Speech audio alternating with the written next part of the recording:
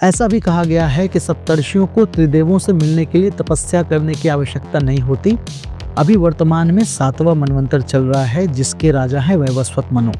वर्तमान में जो सप्तर्षि हैं वे हैं कश्यप। ब्रह्मा जी के आधे दिन में 14 मनु शासन करते हैं। बहुत कम लोगों को यह मालूम होगा कि सप्तर्षि भी समय के साथ साथ बदलते रहते हैं। जैन धर्म में भी सप्तर्षियों का वर्णन किया गया है, जहां इन्हें सप्त दिगंबर कहते हैं। इनमें से सबसे पहले मनु हैं स्वयंभू मनु। इनके शासन काल में ब्रह्मा जी के 7 पुत्र सप्तर्षि थे, किंतु अधिकतर पुराने ऋषि अगले मनवंतर के सप्तर्षि के सदस्य नहीं रहते। अन्य सप्तर्षि देवताओं से तो मिल सकते हैं, किंतु त्रिदेवों के दर्शनों के लिए उन्हें भी तपस्या करनी पड़ती है। नमस्कार मित्रों, मैं नीलाभ एक बार फिर से धर्म संसार पर आप सभी का स्वागत करता हूँ। हिंदू धर्म में सप्तर्षि वो 7 सर्वोच्च ऋषि हैं जो परमपिता ब्रह्मा के मानस पुत्र कहलाते हैं। कथाओं के अनुसार जब परमपिता ब्रह्मा ने सृष्टि की रचना की तो उन्होंने विश्व में ज्ञान के प्रसार के लिए अपने शरीर से 7 ऋषियों को प्रकट किया और उन्हें वेदों का ज्ञान देकर उस ज्ञान का प्रसार करने को कहा। ये 7 ऋषि ही समस्त ऋषियों में श्रेष्ठ एवं अग्रगणी सप्तर्षि कहे जाते हैं। ब्रह्मा जी के अन्य पुत्रों जैसे महाराज मनु, प्रजापति दक्ष इत्यादि का महत्व तो है ही, किंतु ब्राह्मणों के प्रणेता होने के कारण सप्तर्षियों का महत्व सबसे अधिक माना जाता है। आमतौर पर लोगों की धारणा है कि सप्तर्षि सदैव एक ही रहते हैं, किंतु ऐसा नहीं है। बहुत कम लोगों को यह मालूम होगा कि सप्तर्षि भी समय के साथ साथ बदलते रहते हैं। परमपिता ब्रह्मा के आधे दिन को एक कल्प कहते हैं। यह एक कल्प 1000 महायुगों का होता है।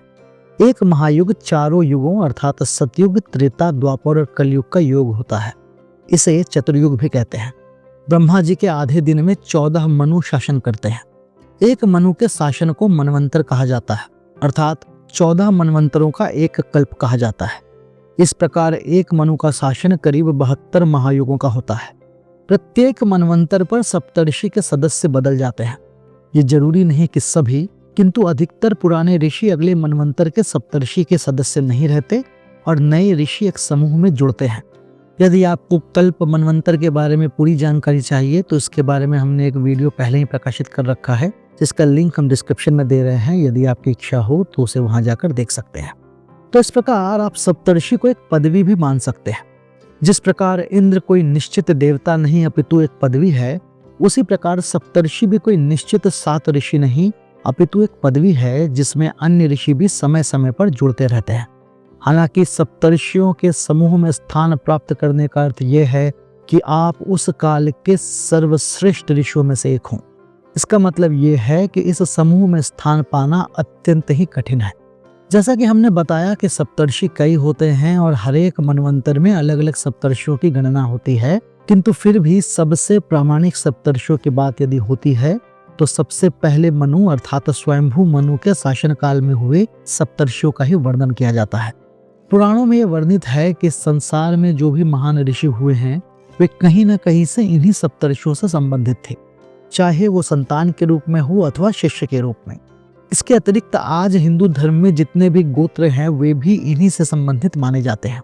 जिन भी ऋषियों पर हिंदू धर्म में गोत्र की परंपरा चली वो या तो इन्हीं सप्तर्षियों के पुत्र अथवा शिष्य थे, अथवा उन्होंने भी आगे चलकर सप्तर्षियों का पद धारण किया। हमारे पास ऐसे कई उदाहरण हैं जिसमें एक मनुष्य अथवा अन्य जाति के किसी व्यक्ति ने अपने जीवन काल में इतने महान और श्रेष्ठ कर्म किए जिससे उन्हें देवताओं के समकक्ष माना गया। ठीक उसी प्रकार समय समय पर ऐसे कोई भी महर्षि जिन्होंने विश्व कल्याण में अपना अमूल्य योगदान दिया, उन्हें उस कारण सप्तर्षियों में शामिल किया गया। दूसरे शब्दों में कहें तो उन्हें विश्व कल्याण में किए गए उनके योगदान के लिए सप्तर्षि की पदवी से सम्मानित किया गया। पहले स्वयंभू मनु के शासन काल में जो 7 महर्षि सप्तर्षि कहलाए वे सभी परमपिता ब्रह्मा के ही पुत्र थे, किंतु आने वाले मनवंतरों में जो नए ऋषि समूह से जुड़े उनके साथ ब्रह्मा के पुत्र होने की अनिवार्यता नहीं थी। यही नहीं, इस सूची में ऐसे कई ऋषि भी हैं जो पहले रह चुके सप्तर्षि के पुत्र थे और बाद में उन्होंने भी सप्तर्षि का पद ग्रहण किया। अर्थात स्वयंभू मनु के बाद जो भी सप्तर्षि हुए वे केवल अपने जन्म के आधार पर नहीं अपितु कर्म के आधार पर ही सप्तर्षि बने। तो इस प्रकार सप्तर्षि का पद कर्म की प्रधानता का भी प्रतिनिधित्व करता है। प्रलय के समय भी भगवान विष्णु जब मत्स्य अवतार लेते हैं तो मनु सर्वप्रथम सप्तर्षियों को ही साथ रखते हैं। ब्रह्मा के अन्य पुत्रों जैसे महाराज मनु और प्रजापति दक्ष के धार्मिक अनुष्ठान स्वयं सप्तर्षि ही करते हैं। वे ही उनके कुलगुरु भी होते हैं, जिनके मार्गदर्शन में वे अपना शासन धर्म पूर्वक और सुचारू ढंग से चलाते हैं। इसके अतिरिक्त ब्रह्मा के अन्य पुत्रों जैसे सनत कुमार, देवर्षि नारद इत्यादि से भी इनका संबंध होता है। इनके बाद उनके ज्येष्ठ अथवा श्रेष्ठ पुत्र को ही वही सम्मान मिल सकता है, किंतु हर बार ऐसा हो यह अनिवार्य नहीं है। सप्तर्षियों का स्थान सप्तर्षि मंडल को माना जाता है, जहाँ सभी सप्तर्षि स्थित होते हैं। इसके अतिरिक्त इनके पास पृथ्वीलोक सहित किसी भी अन्य लोकों में आने जाने की शक्ति और स्वतंत्रता होती है। ऐसा भी कहा गया है कि सप्तर्षियों को त्रिदेवों से मिलने के लिए तपस्या करने की आवश्यकता नहीं होती और वे अपनी इच्छा एवं त्रिदेवों की आज्ञा से उनके दर्शनों को जा सकते हैं। हालांकि ऐसा केवल वही सप्तर्षि कर सकते हैं जो परमपिता ब्रह्मा के पुत्र हैं, अर्थात स्वयंभू मनु के शासनकाल के समय के सप्तर्षि। अन्य सप्तर्षि देवताओं से तो मिल सकते हैं, किंतु त्रिदेवों के दर्शनों के लिए उन्हें भी तपस्या करनी पड़ती है। यही कारण है कि प्रथम सप्तर्षियों का महत्व अन्य सप्तर्षियों से अधिक माना जाता है। सभी सप्तर्षियों की आयु के विषय में कुछ मतभेद है। जहाँ कई ग्रंथ सप्तर्षियों की आयु मनु की आयु के बराबर बताते हैं, अर्थात 72 महायुग, तो कुछ ग्रंथ सप्तर्षियों की आयु 1 कल्प के बराबर बताते हैं। यदि उनकी आयु 1 कल्प की मानी जाए तो हम सभी सप्तर्षियों को अमर भी कह सकते हैं। यहाँ ध्यान देने वाली बात यह है कि अमरता कभी ना मरने को नहीं कहते हैं। इसके बारे में हम कभी और विस्तार से चर्चा करेंगे। सप्तर्षियों में कोई छोटा या बड़ा नहीं होता। हालांकि इनमें से कुछ सप्तर्षि ऐसे हैं जो पृथ्वी पर कुछ अधिक ही सक्रिय रहे और इसी कारण अन्य ऋषियों जो मूलतः सप्तर्षि मंडल में रह रहे हैं उनसे कुछ अधिक प्रसिद्ध हुए और हम मनुष्य के रूप में उन्हें अधिक जानते हैं। उदाहरण के लिए महर्षि वशिष्ठ, महर्षि कश्यप, महर्षि अत्रि, महर्षि विश्वामित्र इत्यादि। किंतु सभी सप्तर्षि समान रूप से प्रतिष्ठित और आदरणीय माने जाते हैं। हर मनु के शासन काल के अतिरिक्त विभिन्न धार्मिक ग्रंथों में भी अलग अलग सप्तर्षियों का वर्णन दिया गया है। उदाहरण के लिए जैमिनीय ब्राह्मण, उपनिषद और महाभारत के अनुसार भी सप्तर्षि अलग अलग बताए गए हैं। तो आइए हम हर मनु के शासन काल में जो सप्तर्षि रहे हैं उनके बारे में जानते हैं। इनमें से सबसे पहले मनु है स्वयंभू मनु। इनके शासन काल में ब्रह्मा जी के 7 पुत्र सप्तर्षि थे। ये थे महर्षि मारीचि, महर्षि अत्रि, महर्षि अंगिरस, महर्षि पुलह, महर्षि क्रतु, महर्षि पुलत्स्य एवं महर्षि वशिष्ठ। दूसरा मनवंतर स्वरोचिष मनु का था, जिसमें सप्तर्षि थे ऊर्ज, तंभ, वात, प्राण, पृषभ, निरय एवं परिवान। तीसरा मनवंतर था उत्तम मनु का, जिसमें महर्षि वशिष्ठ के 7 पुत्र सप्तर्षि थे। इनके नाम थे कुकुंडिही, कुरुंडी, दलय, शंख, प्रवाहित, मित एवं सम्मित। चौथे मनवंतर के मनु थे तामस। इनके मनवंतर में जो सप्तर्षि थे वे थे ज्योतिर्धाम, पृथु, काव्य, चैत्र, अग्नि, वनक एवं पीवर। 5वें मनवंतर के मनु थे रैवत मनु। इनके काल में जो सप्तर्षि थे वे थे हिरण्यरोमा, वेदश्री, ऊर्ध्वबाहु, वेदबाहु, सुधामा, पर्जन्य एवं महामुनि।